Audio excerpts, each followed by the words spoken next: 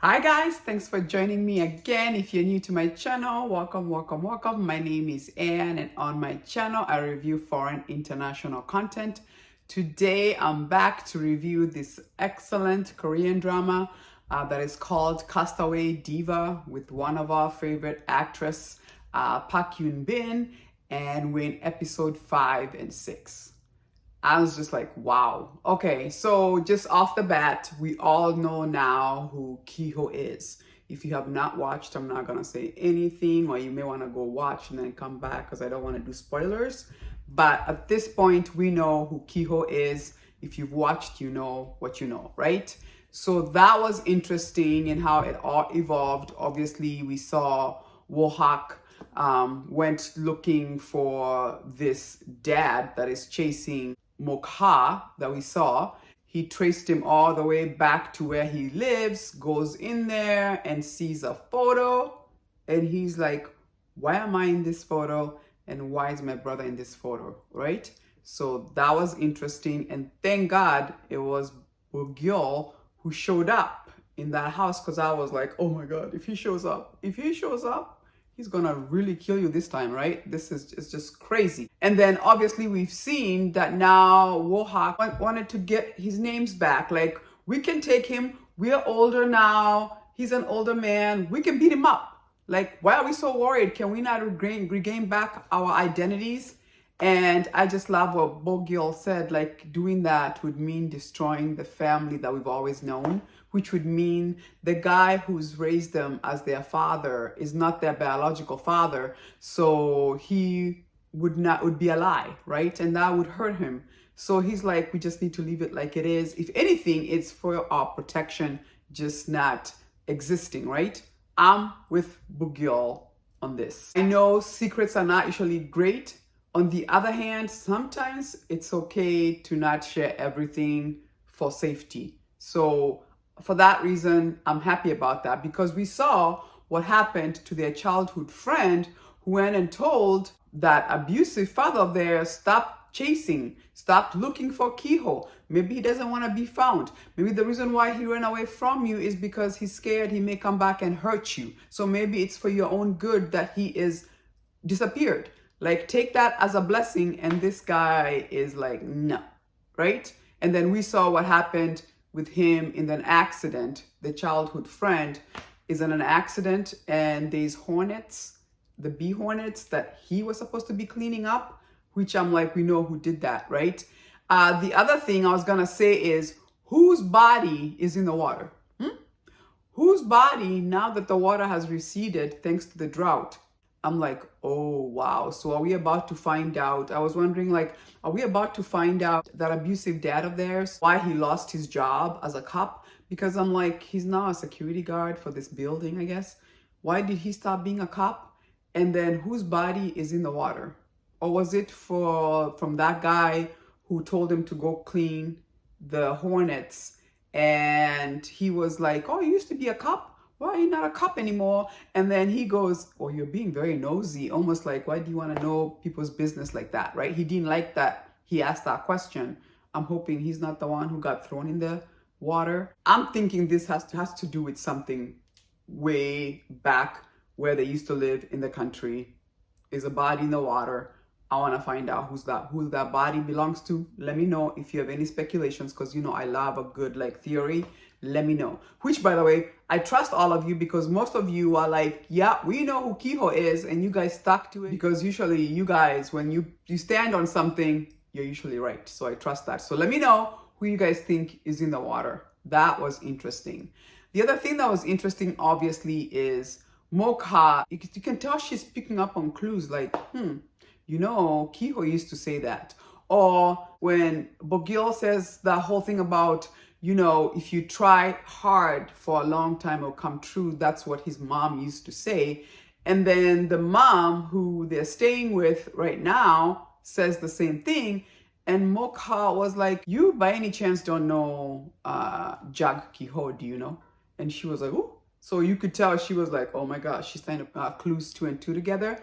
So it'll be interesting to see how it unfolds. I'm assuming eventually they will tell Mokha who the real Kehoe is, right? I know it will happen. I'm obviously I so loved that Ranjo was like, look, I'm gonna put my pride aside and deal with her regrets and go see her agent, the older guy. It was so touching that he left his whole family, even his wife was like, no, to make sure that she made it in her career. I mean, she did. On the other hand, obviously, she ended up moving on to President Lee, and we saw how she went to him and said, look, you still own the copies of the master copies of the music, because the other ones, President Lee has taken them off the shelf, off online. We can't sell those.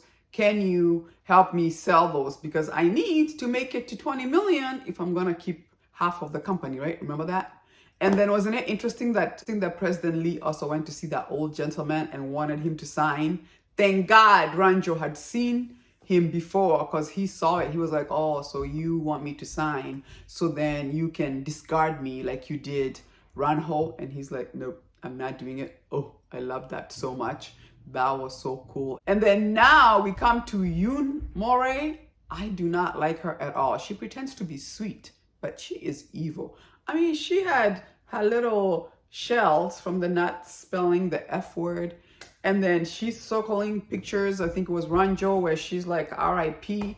I'm like, girl. And then she's still acting like, you know, I'm so sweet and whatever. But we all know that she's always been threatened by the fact that she's the one who replaced Mokha when Mokha disappeared, right? It was Mokha who won, but then when Mokha disappeared, then that was second choice by Ranjo. And then now President Lee puts up that competition that it should be, you know, the old against the new, and they're gonna sing one of Ranjo's songs. And I loved, thank God, that it so happened Bogyol is gonna be producing, and he's like, look, enough with the secrets. It's time to be done with the secrets and the lies. I'm gonna need you, Ranjo, to tell the people that you are lip syncing. Which now I'm worried, because I'm like, if she has to share about her lip syncing, her sales for her albums are gonna go down. Is she gonna end up losing her company? Because people are gonna be mad, like, ooh, you are lying to us, so why should I buy, you know? I hope she works on her voice, because it sounds like maybe it's more psychological than it is, because maybe she can sing and shows that she still got it. But I cannot wait for the duel between Yoon Moray and Mokha. Oh, you know Mokha is gonna cream her. I cannot wait. And then Bogyol just finished saying, look, there'll be no lip syncing. You're all singing live. I was like, yes, bring it, because my money is on Mokha any day, anytime. And you can tell that girl, Yoon Moray, is scared and nervous as all get out, as she should be. But who else is loving this show? It is so good, so fantastic. I cannot wait for next week. And let me know who you think is in that water. Who was thrown in that water? Okay, I want to know. And I'm thinking maybe this is their way of now letting us know how their father, that abusive father. First of all, if you're a parent like that, you abuse your wife and your children like that, you should be castrated. You're not a man.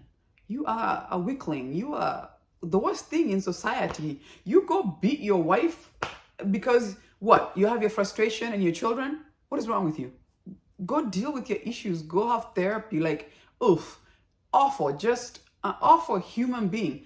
But I can't wait to find out how he's no longer a cop. All these crimes catch up to him, because I'm with Warhawk. I would like him to go to jail. Now, I know reporting him to the police means they have to tell the connection, and clearly it may not be, you know, for their best.